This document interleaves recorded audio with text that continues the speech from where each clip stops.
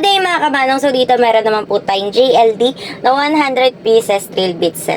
So sa ating set mga kamanong, meron na siya ditong pang hulso or yung hulso kit natin ay yung mandrel tsaka yung hulso. Tapos mga kamanong, meron tayo ditong steel drill bits or yung pang bakal. Meron tayo ditong pang woods na drill bits at meron din tayong pang concrete. Makikita nyo din dito mga kamanong, meron tayo ditong power nuts na isang set na din at isang set na din na ating mga screw bits. So sa ating screw bits mga kamanong, meron siyang pang hex, pang Philip, pang flat screw at pang Torx na mga bits mga kamanong. Kaya naman ito mga kamanong, complete set na po ito ng mga accessories. Kaya naman mga kamanong, kung ito yung kailangan yung item, mag-PM lang kayo sa amin or mag-comment sa video na to para mas process agad natin ang inyong mga order. Yun lamang po, maraming salamat!